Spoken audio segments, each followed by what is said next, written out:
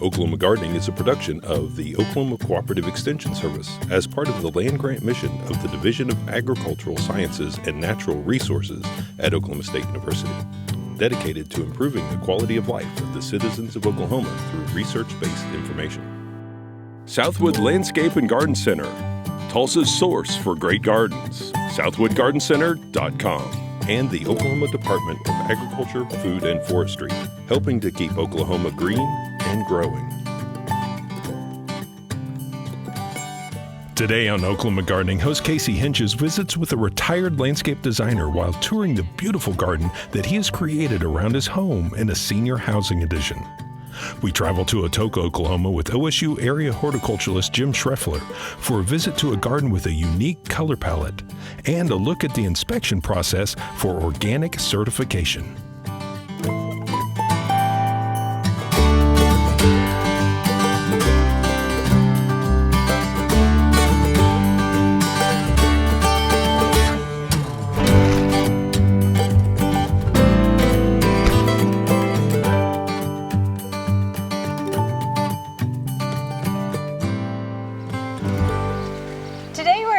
John Snelzer, who is a senior that lives at the Redding Senior Center.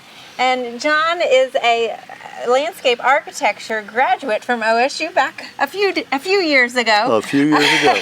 But John, you've been doing horticulture for quite a few years as a career. Mm-hmm. And now that you're retired, it's like all habits. You can't break them, right? It's impossible. So you have a really nice garden here. What was here when you showed up? This shrub and that shrub. Okay. And that's all. And so you've the first year I put pots around them. And how long have you been living here? 6.5 years. Wow. And then the second year I decided to the second year the ground supervisor here donated a bunch of these timbers. Oh. And that's when the beds started getting built. And that's when I started buying plants. Very nice. It's been fun. It has been a lot of fun. And there's one Rudbeckia down here that really grabs my eye. Do you mind telling us a little bit about it? That's Rudbeckia cherry brandy. And it is, I think, a relative of Gloriosa daisies. Okay. Rather than black-eyed Susans. Wow. But it's a real pretty little cultivar, and it was an impulse buy. And it seems to be doing real well, so I like it very much. So you have a black and blue salvia next to your clematis here. Yes. The colors of those are very nice together. I like blue, and you'll notice there's a lot of blue in the garden. And I started with this plant. It's been in the ground 5 years, and it just keeps getting bigger every year. It would take over the bed if I would let it. And it can be a little marginal the further north you go in Oklahoma. That's true. Yeah, that's true. We've been real lucky with it, but you'll notice it's on the south side of the building too. True. And so is my friend Janice's. So that's how we've gotten away with it so far. The clematis has only been there since last year. Really? And it's really done well. It creeped across the top of the holly last summer and put out 5 or 10 blooms. And then somebody gave me that trellis, and boy, it's just shot up that trellis. It has. It really lifts it up to display those flowers nicely. It did. So you have a few tropicals containers. You take those in the wintertime? Yeah, I've got a big table in front of the living room window, and they all go there. Get full sun. Absolutely. South side. And this hibiscus here, it looks pretty happy on the corner. This was bought the first summer I was here. It's the first plant I bought for this whole garden. Oh, okay. And everybody wants cuttings off of it because it's so dark red. And I don't give them cuttings off of it. It's the one plant they can't have. It's your signature plant, huh? Yes, yeah. Well, and you have even more in the backyard. Shall we go take a look at that? Sure, absolutely. John, you have a really nice shade garden back here, and being a designer, you know about colors and textures. It looks like you've really played it up here. Well, I learned this from a lady named Beth Chatto, who is an English gardener, and her one piece of advice was don't design with flowers. Design for color and form and texture in the foliage. Okay. And then Because flowers are fleeting, right? Flowers are fleeting, Yeah. and the foliage is all season long. You've got a loosestrife right here. Gooseneck loosestrife. Okay. It's Lysomachia clethroides. And it's a really great perennial. If you put it out in full sun in good soil, it's going to spread like crazy. But if you put it in semi-shade, even in good soil, it's going to be much more restrained. And it's real easy to contain its spread. So one way to contain it is to Yeah, put in a little more shade, right? Yeah, that's right. That's So right. you have several ferns around here. Can you tell us about some of the ferns that you've got? Yeah, that one over here and this one right here are both Tokyo wood ferns. Okay. That's Dryopteris tokyoensis. And then that's Japanese painted fern. Right. And this little hosta. That's called blue mouse ears. It's just so cute. It almost, I mean, it's about the same size as your ajuga. Yeah. And you don't think of a hosta being like a ground cover. Not at all. And it has the cutest blooms of any hosta I've got. Just really good looking blooms, but you have to get down on your knees to see them. And they're a white bloom? They are white and they have purple striations down each petal. Oh, wow. And it's just, it really does look like it was designed by a scientist. Wow. Yeah, yeah. So down here you've got some nice purple heucheras added in. And, Yep, I do. And I love this silvery purple next to the blue hosta. Silver gumdrop. That's what it is. The heuchera is silver gumdrop. And the hosta is Hadspin's cream. And I like the two together too. Yeah. Really do. Oh. Now, and this garden bed was here, but... The bed was here. It was absolutely empty. Okay. And I put off doing anything for 2 years because this is a silver maple. And as we all know, you can grow nothing under a silver maple. And then I just got stubborn and decided, what the heck? Well, it looks like you've proved us all wrong on that. Well, I proved the silver maple wrong. That's about all, I think. So, John, we've kind of gone around your apartment here, but you've actually expanded a little bit, right? A little bit. Yeah, so are you the resident gardener for the people around here? All too often. Well, I'm sure that they love your talents here and your skills, and they do. We appreciate you sharing your garden with us. I really appreciate you coming by. Thank you. Thank you very much.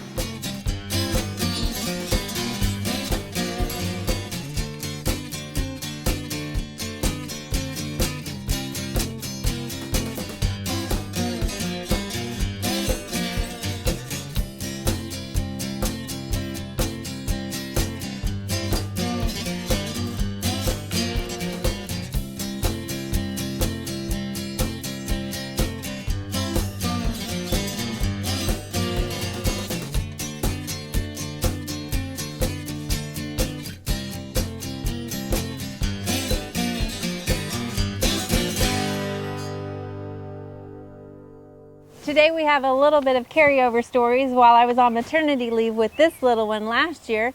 And today Jim Shrefler is going to share with us what it means to be certified organic and also tour a home garden that is very bold.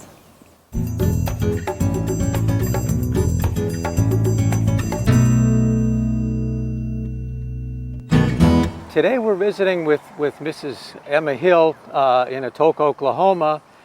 She has, I drive by this area every day, and just over the years I've always admired this just very unique and fantastic garden, and almost it's like an artwork.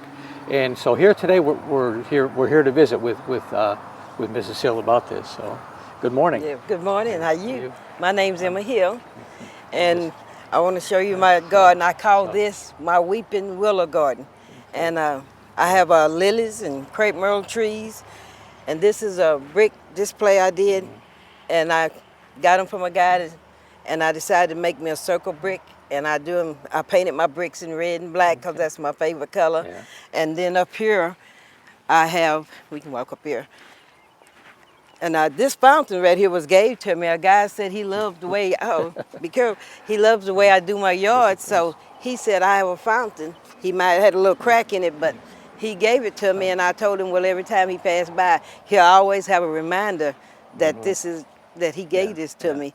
And as you know, I painted it red and black as usual.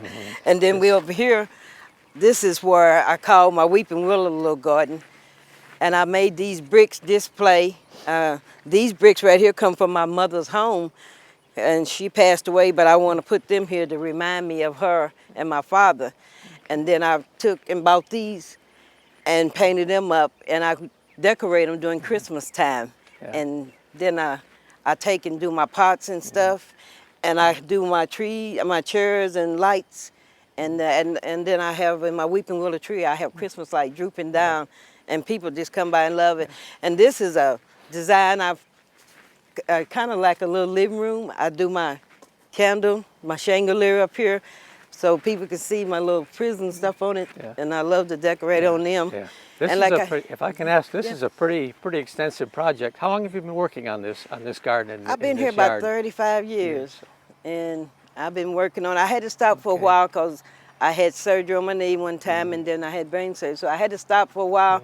But my granddaughters and my daughter have helped me lift stuff and things, but I constantly just keep working at it. Yeah, Kind of get the idea you like the color red. that's my favorite color, Yeah. red.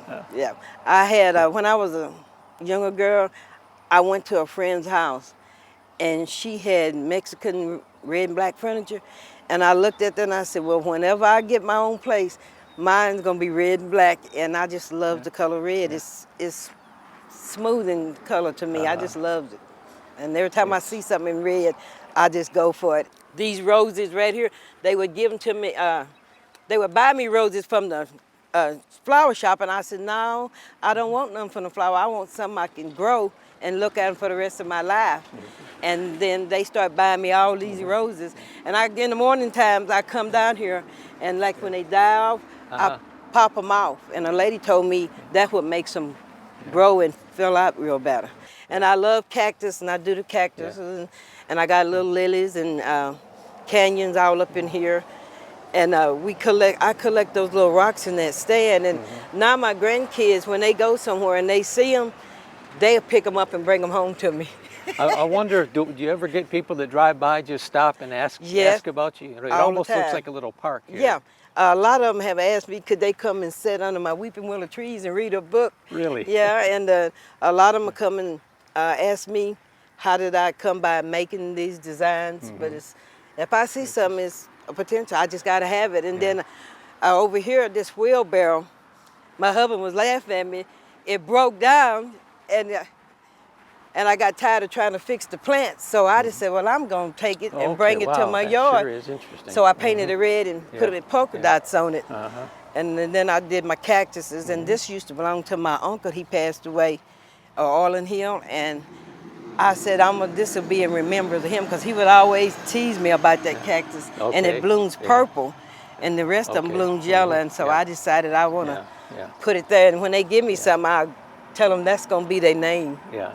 Everything, what I notice here, everything is so nicely balanced, all just fits together, Well, you don't believe it, but a lot of this I done changed, I done moved around, I done did things, but on these eucalyptus plants right here, they flare out, but I take and I clip them with scissors to make them stand up like this. Yeah. And it's a lot of work, but I love to do it because I'm always in the yard doing things. How big a crew do you have that helps to take care of all this? Mostly it's me. And like I got these tractor tires, I was seeing tires one day and I said, I can do something with them tires. So I took and painted them, and then I put the little polka dot in two-tone paint. I did those, and like in this, well, I had to have my daughter and them help me with the pots because the pot was so heavy.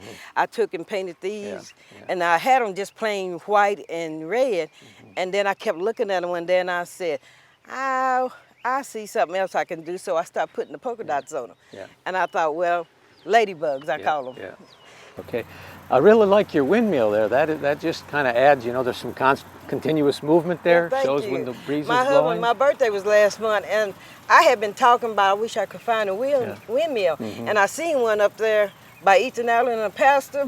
And I said, I wish I know who owned that. And he said, well, you ain't gonna get it. And then one day he said, guess what? I said, what? I got you a windmill. And I said, you serious? He said, yeah. And I come around here and he had it laying over there by my dumpster deals.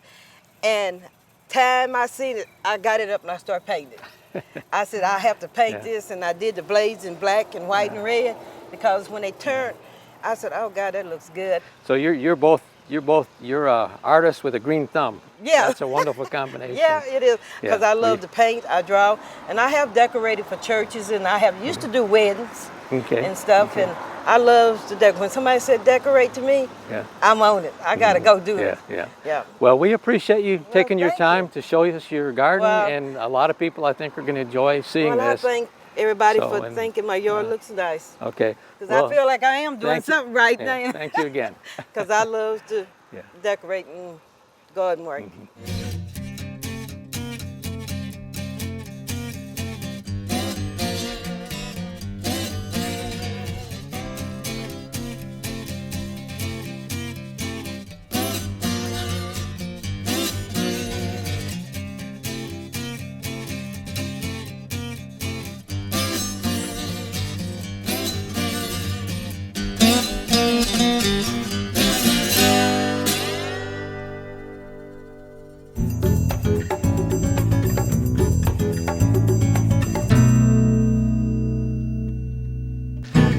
We're here at the at Lane, Oklahoma, in Atoka County, at the West Watkins Agriculture Research and Extension Center, and we have today with us as a guest, Mr. Jeff Stearns from the Oklahoma Department of Agriculture, Food and Forestry, and he works with the organic certification program at ODAF. So, Jeff, we're glad to have you here today. Well, thank you, Jim. Thank you for inviting me. Okay, so what we want to do here today is, this normally we'll come out to the field and discuss. You'll ask about what we've done to manage our organic location here, and I should emphasize that this has been certified organic, this area of the station, since I think 2005. That is correct, yes. So each year you come out and visit with us to review what we're doing and all, and it's a part of the process of getting the recertification. But we want to do something in addition today is kind of share with the general public what organic certification is all about, and why we do it, and why do we have foods in the grocery store that say certified organic. So would you mind just explaining briefly what organic certification is all about? Okay. Well, being a certifying agency for the state of Oklahoma, we are accredited through the National Organic Program in Washington, D.C.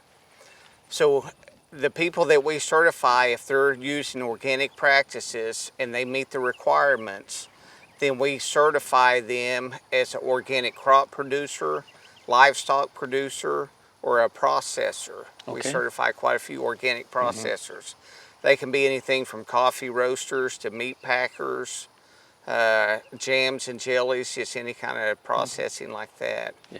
But what we require is that you submit yearly your OSP, which will be your organic standards, your organic system plan Okay. on how you farm organically, and then we're required to come out once a year and do an organic inspection. Okay. We'll come out, we'll look at all the inputs you use, make sure they're approved. We'll check your seeds, make sure there's no treated seed, that you're using organic varieties when commercially available, and that you're just using organic farming practices. Okay. So being a certified organic farm, that basically means to go through the organic certification process and then maintain that process by doing what? What is it differentiates an organic farm from a conventional or non-organic Well, farm? the National Organic Program has rules in place that when you farm using organic practices and comply with those rules, then you're eligible to be certified organic. Okay.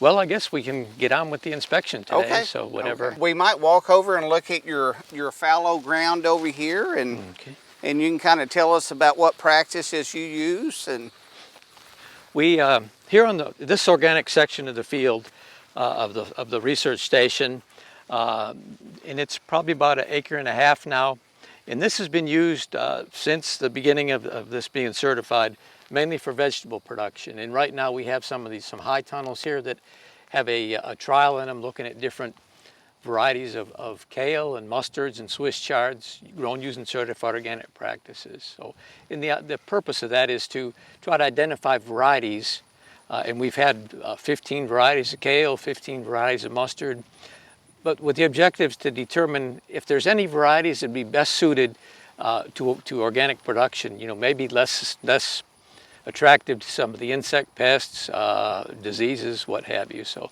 that's kind of some of the things we're doing here.